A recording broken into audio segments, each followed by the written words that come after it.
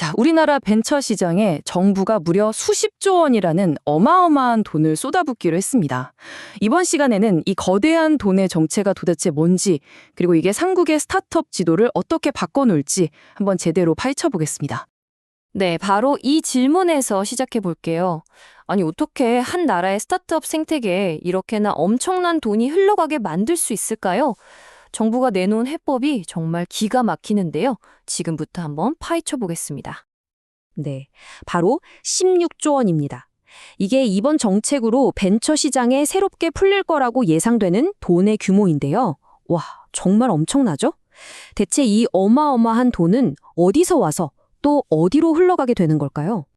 자, 그럼 첫 번째 섹션, 혁신을 위한 새로운 연료입니다. 아니, 왜 하필 지금 이 정책이 나왔을까요? 그걸 알려면요, 먼저 지금 우리나라 벤처 시장이 어떤 상황인지부터 알아야 합니다. 사실요, 우리 벤처 시장이 최근에 분위기가 꽤 괜찮았어요.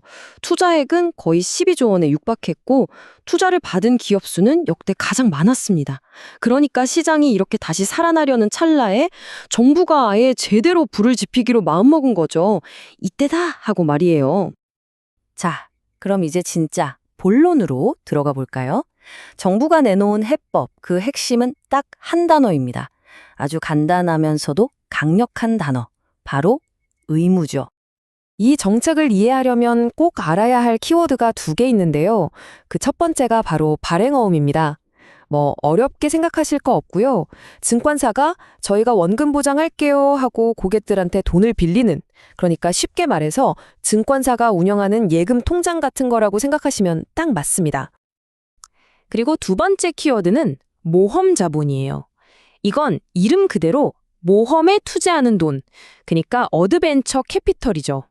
당장은 불확실하지만 성공하면 어마어마한 수익을 가져다 줄 수 있는 그런 스타트업들, 바로 혁신의 씨앗에 물을 주는 돈이라고 할 수 있습니다. 자, 그럼 이 둘을 어떻게 엮었을까요? 핵심은 두 가지입니다. 바로 강제성 그리고 점진적인 확대. 정부가 증권사들한테 이런 거예요. 너희 발행어음으로 돈 모았지? 그 돈의 일부는 반드시 모험 자본에 투자해야 해.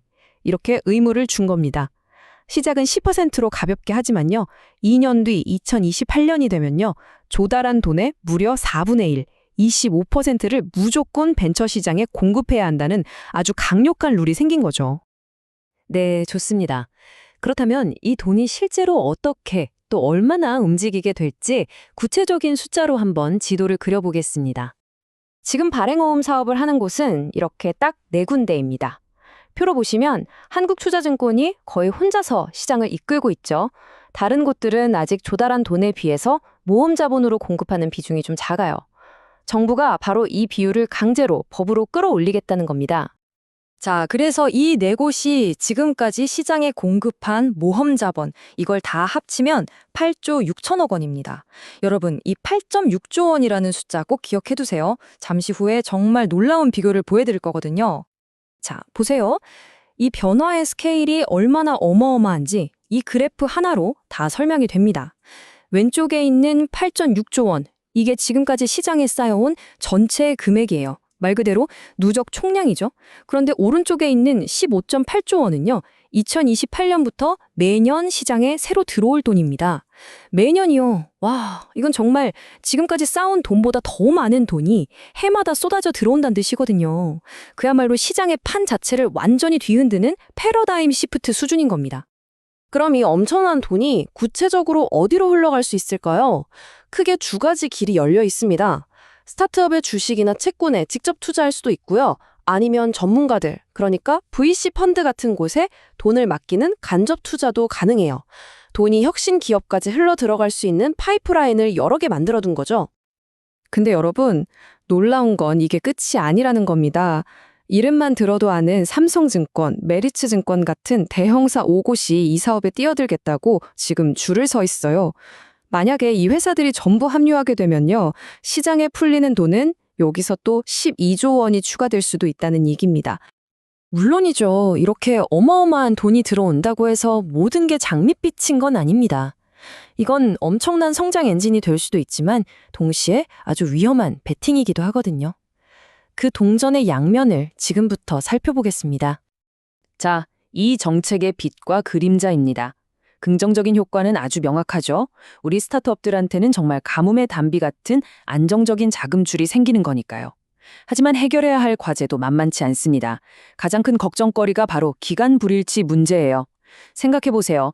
발행어음은 길어야 1년짜리 단기 상품인데 벤처 투자는 한 번 돈이 들어가면 10년 이상 묶이는 장기 투자거든요. 이 짧은 돈으로 긴 투자를 해야 하는 미스매치가 생기는 거죠. 이건 본질적인 리스크를 안고 가는 겁니다.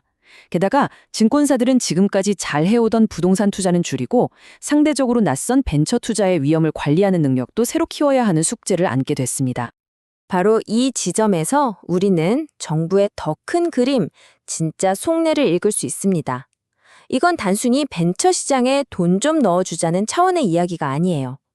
우리나라 경제에 돈의 흐름 그 물줄기 자체를 바꾸겠다는 아주 거대한 계획인 겁니다. 바로 안정적인 부동산에서 미래를 만드는 혁신 기술 쪽으로 말이죠. 결국 모든 이야기는 이 하나의 질문으로 모아집니다. 과연 이 16조 원이라는 거대한 베팅은 한국의 차세대 글로벌 유니콘을 탄생시키고 우리 경제의 새로운 심장을 뛰게 할 수 있을까요? 이 거대한 금융 실험의 결과 우리 모두가 앞으로 몇 년간 아주 흥미진진하게 지켜보게 될 겁니다.